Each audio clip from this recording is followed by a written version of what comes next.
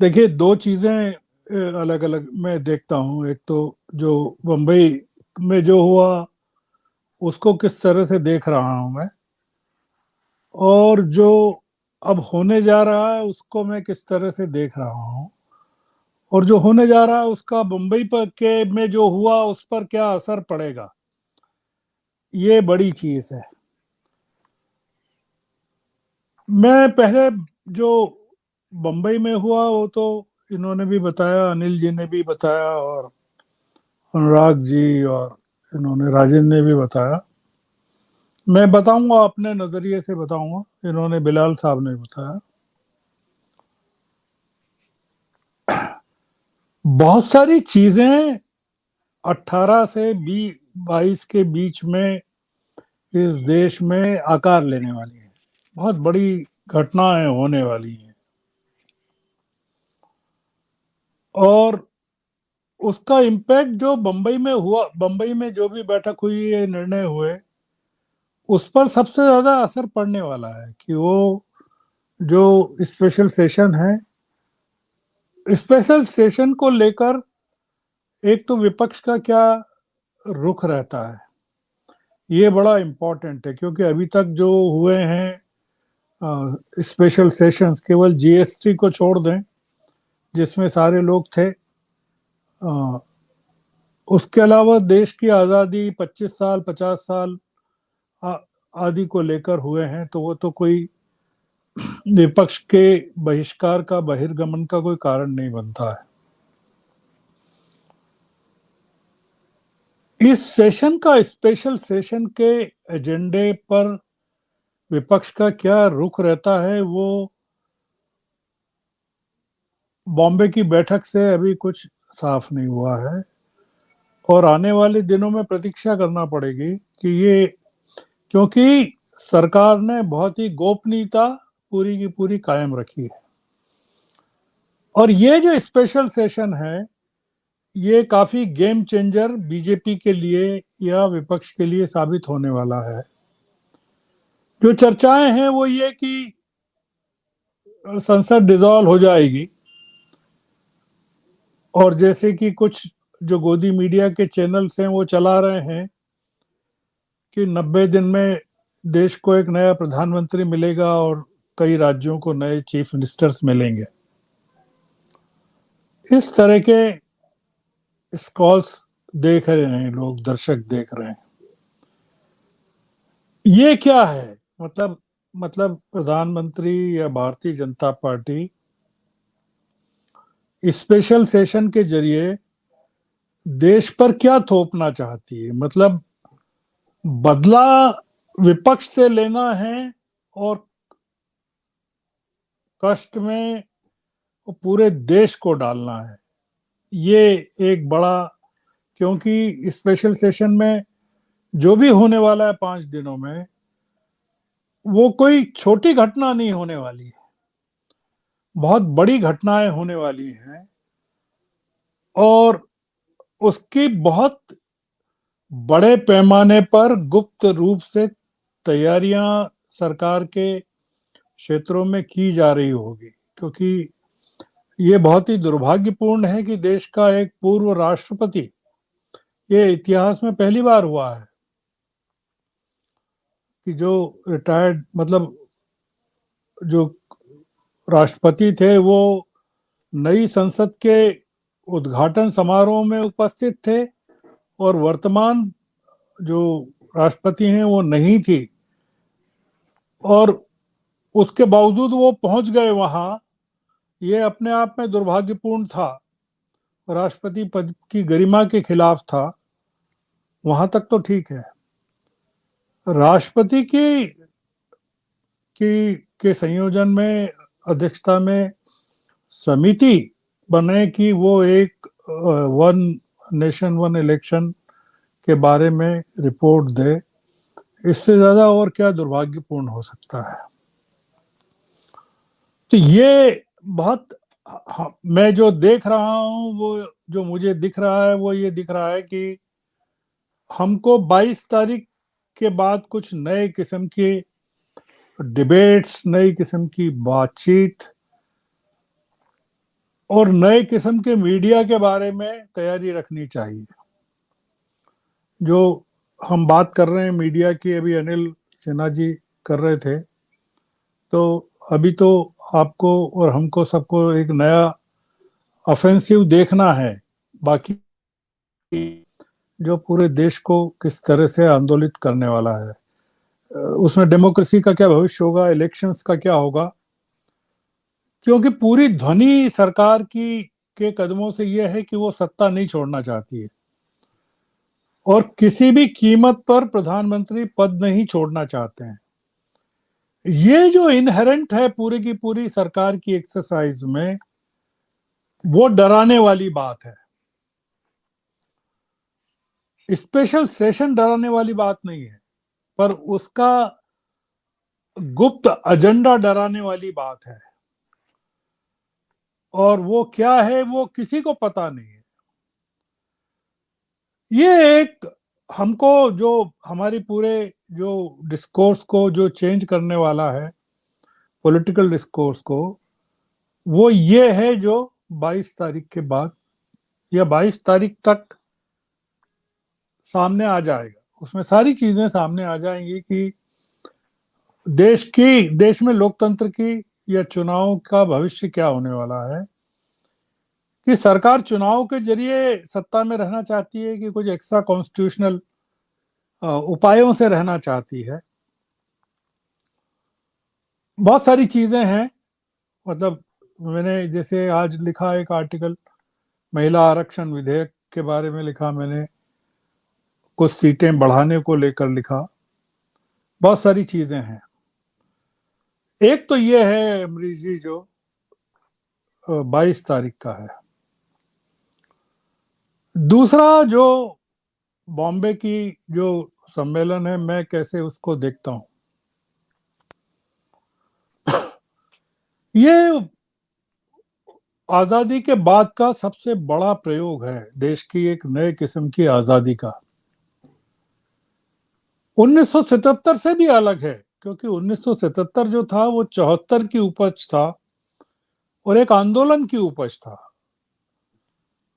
इसमें कोई आंदोलन ही नहीं हुआ, कोई मतलब बिना किसी सड़क पर प्रतिकार के और किसी तरह के हिंसा के या अहिंसक आंदोलन के, एक बड़ा साइलेंट रिवॉल्यूशन इस देश में हो रहा है। क्यों डरे हुए हैं भारतीय जनता पार्टी और संघ? इसलिए डरे हुए हैं कि ये जो प्रयोग सफल हो गया बॉम्बे वाला, बॉम्बे में क्या हुआ, किसने कहा, क्या कहा, मैं उसमें नहीं जा रहा हूं, रिजोल्यूशंस में नहीं जा रहा हूं। ये अगर सफल हो गया तो ये मामला बर्खास्तगी, मोदी की बर्खास्तगी का नहीं है सत्ता से, ये बीजेपी और संघ को पता नहीं कहां पीछे छोड़ देगा। और पिछले 70-80 सालों से जो संघ और बीजेपी मेहनत कर रहे हैं, वो पूरी की पूरी दांव पर लग जाएगी।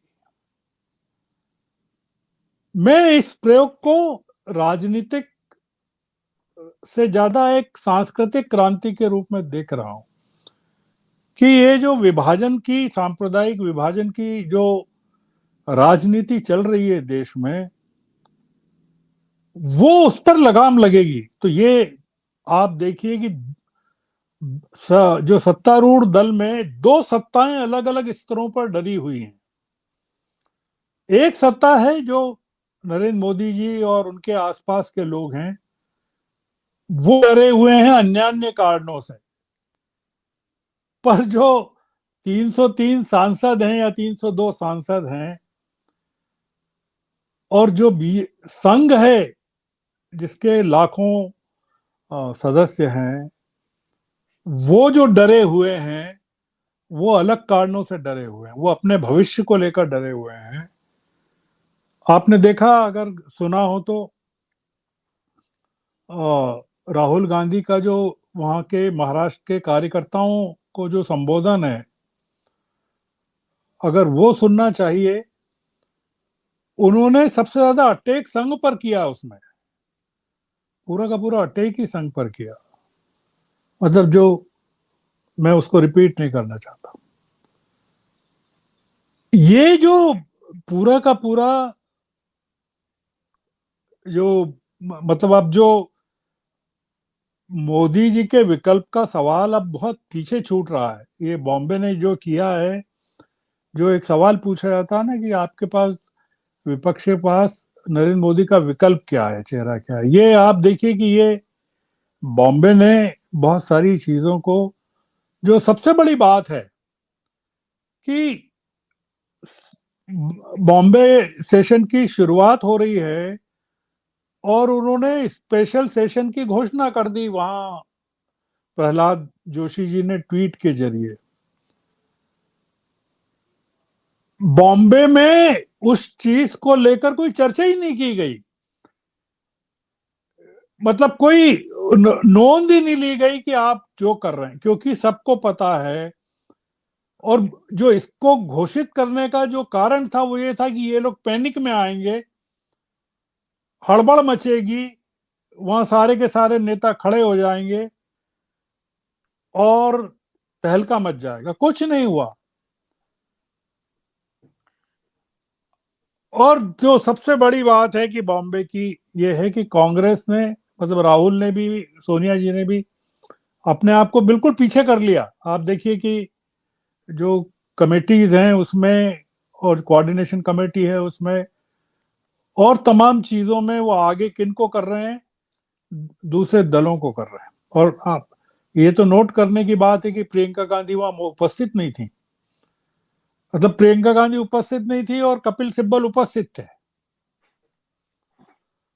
तो ये हर नेता ने वहां जो कहा कि ये जो अचीवमेंट है कि इतने नेता, जिस तरह से इवन केजरीवाल का जो भाषण है वो पॉजिटिव क्यों लग रहा है, कि वो उनके लिए आश्चर्यजनक है कि वो इस तरह से नेताओं को एक जुबान में बात करते हुए देख रहे हैं। तो ये जो 60-40 की बात कर रहे हैं आप, जो उन्होंने भी कहा कि राहुल गांधी, भाषण में भी राहुल गांधी ने कि 60%, तो ये 80-20 के आधार पर जो देश के डिवीजन को बीजेपी बढ़ाना चाहती है, जिस पर पूरा उसका फोकस है चुनाव का या सांप्रदायिकता का, उसका इससे बड़ा जवाब नहीं हो सकता। तो ये जो हो रहा है वो, मैं उसको देश के भविष्य के लिहाज से एक बड़ा लॉन्ग टर्म वो मानता हूं कि ये इन्होंने स्पेशल सेशन को की पहली हवा तो निकाल दी आज, जो जिस तरह से इन लोगों ने बात की और जिस तरह से अपने के रिजोल्यूशन किए। आपने देखा वो जो उद्धव ठाकरे के बेटे ने जो पढ़े वहां रिजोल्यूशंस, आदित्य ठाकरे ने, मतलब बहुत संक्षिप्त में जिस तरह की बातें कही गई, वो पूरे के पूरे राजनीतिक डिस्कोर्स को चेंज करने की बातचीत ये रेजोल्यूशंस में है। ये एक लंबी दूरी की जो एक्सरसाइज बॉम्बे से, और अब तो ये जाने वाले हैं शहरों में, अलग अलग शहरों में जाने वाले हैं, रैलियां करने वाले हैं। ये निपट नहीं पाएंगे, ये पूरे के पूरा जो बॉम्बे से जो निकल रहा है उसको। आखिरी बात कह रहा हूं कि भारतीय जनता पार्टी के पास लड़ने के लिए नरेंद्र मोदी के अलावा कोई नहीं है। और ये जो 63 नेता यहाँ इकट्ठा हुए हैं, ये 63 नेता जो हैं, आप सोचिए कि जब देश भर में जाएंगे तो इनका मुकाबला भारतीय जनता पार्टी की तरफ से कौन करने वाला है, कौन है इनके पास। आज चुनाव भी कौन लड़ रहा है, जो अमित शाह लड़ रहे हैं और मोदी जी लड़ रहे हैं, राज्यों में चुनाव लड़ रहे हैं। ये बड़ी घटना है और हमको यही लग रहा है, डर लग रहा है कि ये डेस्परेशन में, निराशा में मोदी जी कुछ और कदम इस तरह के नहीं उठा लें जो थोड़ा सा उनको और अलोकप्रिय कर दें, मतलब उनकी प्रतिष्ठा को और कम कर दें, और भारतीय जनता पार्टी का ज्यादा नुकसान हो जाए और संघ का ज्यादा नुकसान हो जाए। जी जी बस इतना ही हम जी। जी